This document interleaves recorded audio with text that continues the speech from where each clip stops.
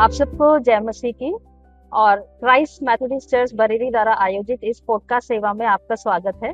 और आज हम एक नए और बहुत ही प्रसिद्ध और दिल को छू लेने वाले पैराबल के साथ आपके साथ आए हैं। और ये पैराबल है उड़ाव पुत्र का दृष्टांत, जो कि हमें लूका रचित सुसमाचार उसके 15वें अध्याय के 11 से 32 पद में हमको देखने को मिलता है। और ये जो दृष्टांत है, ये किस परिस्थिति में बनाया गया है, ये तो आप सबको ज्ञात है कि बहुत ही प्रसिद्ध ये एक पैराबल है। और जब यीशु मसीह अपने सुसमाचार का, अपने राज्य के सुसमाचार का प्रचार कर रहे थे, उस समय कुछ फरीसी और शास्त्री आकर ये शिकायत कर रहे थे कि यीशु मसीह क्यों पापियों और चुंगियों के साथ उनके साथ बैठकर खाना खाते हैं।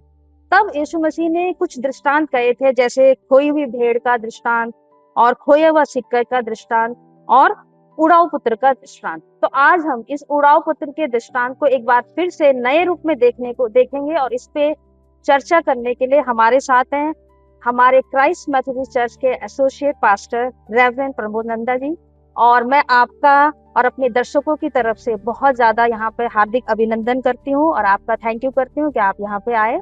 और आप इस उड़ाऊ पुत्र के दृष्टांत के बारे में आप क्या इस दृष्टांत को हमको थोड़ा सरल शब्दों में हमारे दर्शकों तक पहुंचा सकते हैं कि इसका ये क्या कहानी है? Thank you.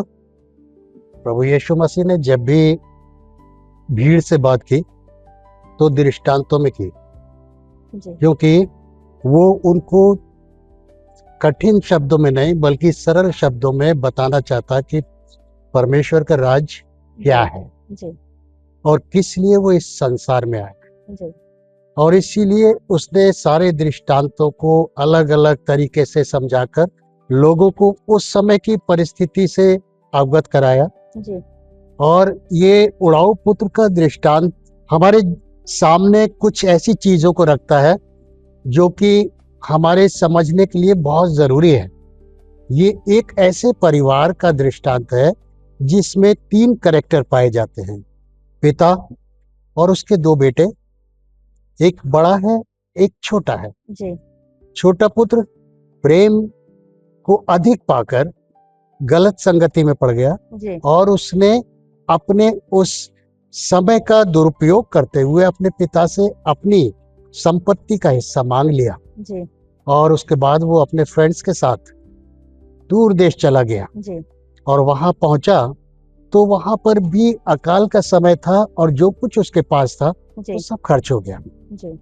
उसके दोस्त भी उसे छोड़ गए और उसके पास कुछ भी खाने को नहीं था। ऐसे में उसकी दुर्दशा हो गई और वो सोचने लगा कि मैं क्या करूं।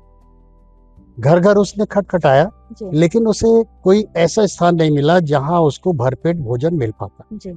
एक व्यक्ति ने कहा कि मेरे पास एक काम तो है और वो काम यह है कि तुम सुअरों को चराओ और जो फलियां वो खाते हैं उन्हीं फलियों को तुम भी खाओ, क्योंकि मेरे पास भी सीमित है और वो खाना जो मनुष्यों को दिया जाता है वो मैं तुम्हें नहीं दे सकता। तो इस तरह से जब वो सोचने लगा कि मेरे बाप के घर में तो बहुत से ऐसे मजदूर हैं जिनको भोजन से अधिक मिलता है और मैं यह भूखा मर रहा हूँ, तब उसने पश्चाताप किया और उसने विचार किया कि अब मैं अपने बाप के घर को वापस जाऊंगा और उससे कहूंगा, पिताजी मैंने तेरी दृष्टि में और परमेश्वर की दृष्टि में पाप किया है, इसलिए मैं इस योग्य नहीं कि तू मुझे अपना पुत्र कहे, लेकिन तू मुझे एक मजदूर की नाई रख ले। और उसके बाद जब वो अपने घर के नजदीक पहुंचा, पिता ने दूर से ही उसको पहचान लिया, क्योंकि पिता उस रास्ते को रोज निहार रहा था कि जिस रास्ते से मेरा बेटा गया है उससे वापस भी आएगा। और पिता उसको दूर से पहचान कर उससे गले लग गया और अपने दासों से कहा कि मेरा ये बेटा आज वापस आया है, तो इसको नहलाओ धुलाओ, इसके कपड़े इसको नए कपड़े पहनाओ और इसके हाथों में अंगूठी और इसके पैरों में जूतियां पहनाओ, क्योंकि जो मेरा बेटा मर गया था वो अब जी गया है, जो खो गया था वो वापस आ गया है। और इसके बाद अगर हम दूसरी तरफ देखें तो वहां पर जो बेटा है बड़ा वाला, वो इस सारे आनंद को जो उस समय मनाया जा रहा था देखकर क्रोधित हुआ जी। सोचने लगा कि मैं तो इतना मेहनत करता हूँ, जी। खेती बाड़ी सब करता हूँ, जी। लेकिन फिर भी मेरे पिता ने मुझे कोई एक मेमना भी नहीं दिया जी। कि मैं अपने दोस्तों के साथ आनंद कर सकता। जी। जी, पास्टर जी, इसमें जो बड़ा पुत्र है, जो उससे ईर्ष्या कर रहा था, उस समय उसके पिता ने अपने बड़े पुत्र को क्या समझाया? पिता ने कहा कि बेटा, ये देख तेरा भाई जो यहाँ से चला गया था वापस आ गया है, जी। और जो आज उसके लिए आनंद का दिन है, देख जो कुछ मेरे पास है जी। वो सब तेरा है। जी। इसलिए कभी इससे नाराज मत होना, ईर्ष्या मत करना। जी।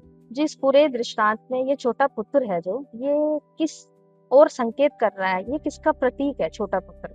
ये उन लोगों का प्रतीक है जो परमेश्वर से दूर है, जी। परमेश्वर की आज्ञाओं का उल्लंघन करते हैं जी। और परमेश्वर के संगति में ना रहकर अपने जीवन को इधर उधर विनाश की ओर ले जाते हैं। जी।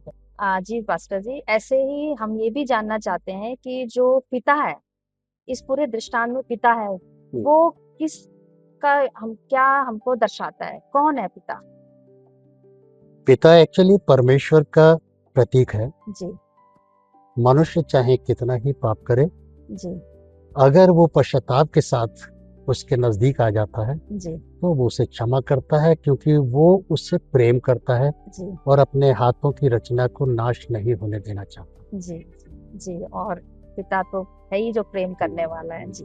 जी पास्टर जी, जो इस पूरे दृष्टांत में बड़ा पुत्र है, जो हमेशा अपने पिता के साथ रहा है, तो वो किसका प्रतीक है? हमें क्या समझाना चाहता है ये दृष्टांत बड़े पुत्र के माध्यम से?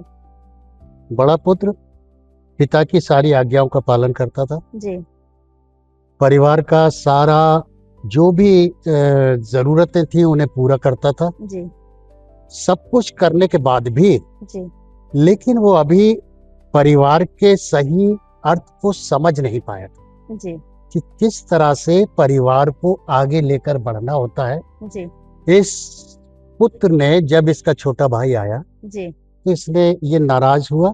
जी। और ऐसे ही बहुत से लोग हैं जी। जो धर्मी तो हैं जी।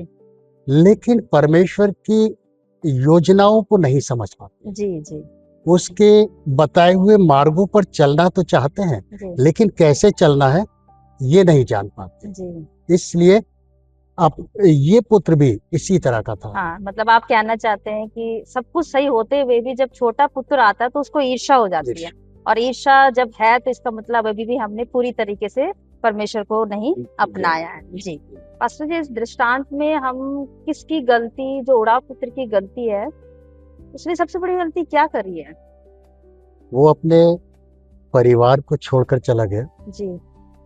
अपने लोगों से दूर हो गया। जी। जिस तरह आदम ने एक परमेश्वर का आज्ञा उल्लंघन करके जी। उस वाटिका को खो दिया, परमेश्वर की नजदीकी से दूर हो गया, उसी तरह वो बेटा भी चला गया। और आज भी ये समय है कि हम में से बहुत से ऐसे हैं जो परमेश्वर की नजदीक को छोड़ देते हैं और हमारे जीवन में विपत्तियां, परेशानियां आ गई। बहुत बड़ा अच्छा एग्जाम्पल आपने दिया आदम का यहाँ पे।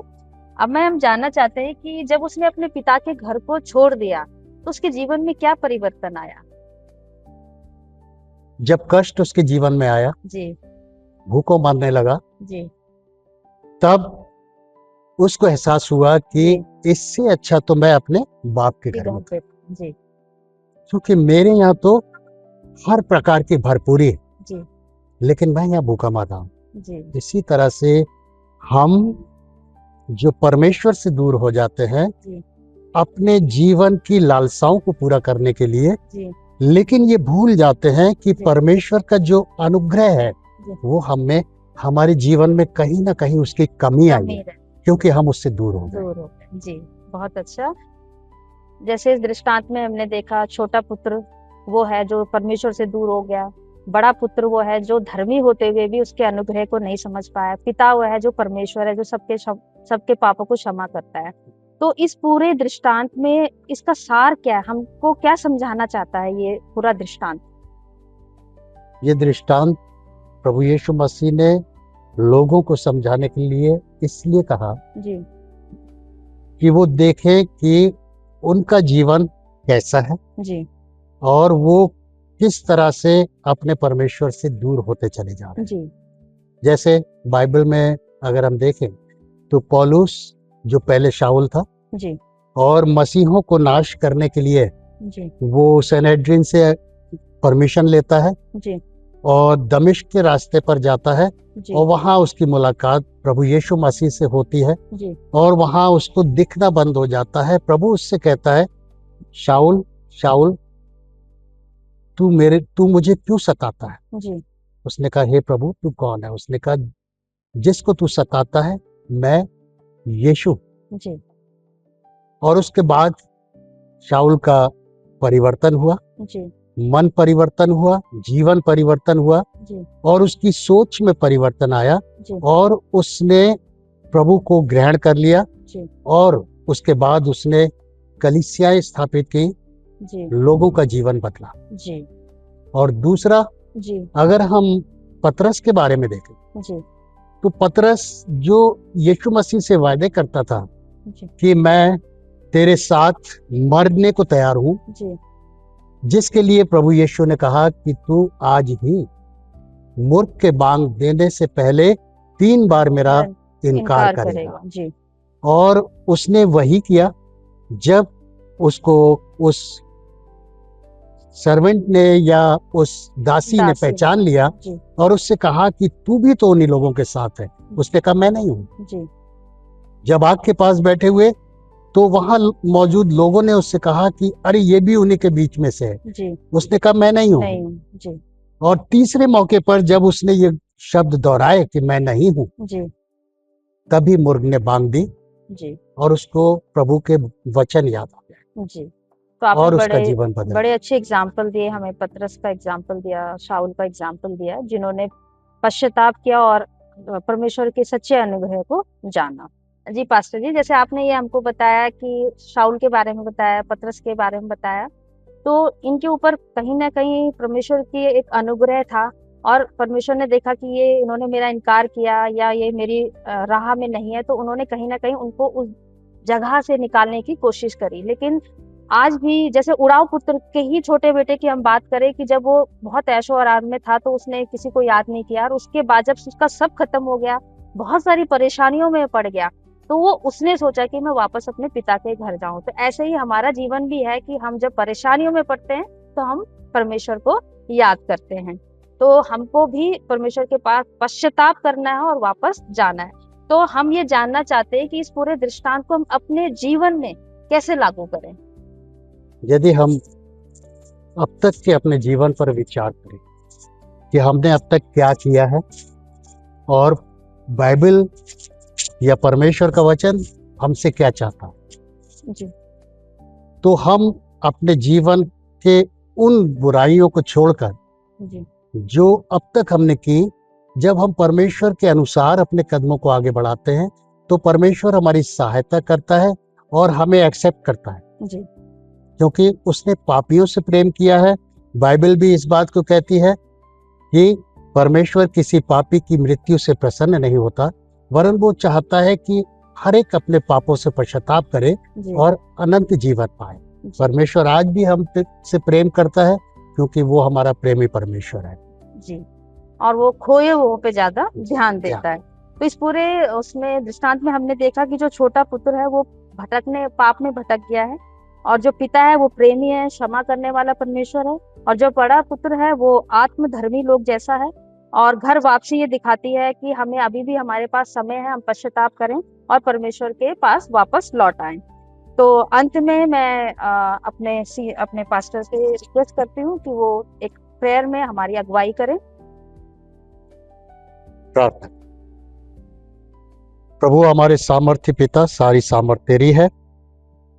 हम तुझसे विनती करते हैं कि प्रभु अपनी सामर्थ के द्वारा हमारे जीवनों को बदल दे और हमारे जितने भी प्रियजन जो अभी भी तुझसे दूर है, प्रभु जी वो तेरी नजदीकी में आए, तुझको स्वीकार करें और अपने जीवन को तुझे समर्पित करें ताकि बचाए जा सके।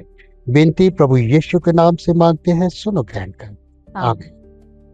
हम आपका बहुत बहुत धन्यवाद करते हैं कि आपने बहुत सारे गहरे पहलुओं पे हम सबका ध्यान केंद्रित किया है कि हमें किस तरीके से हम भटक गए हैं और किस तरीके से हम पाप में पड़ गए हैं, और हमें आज जरूरत है पश्चाताप की और वापस दोबारा से अपने रिलेशनशिप परमेश्वर के साथ बनाने की।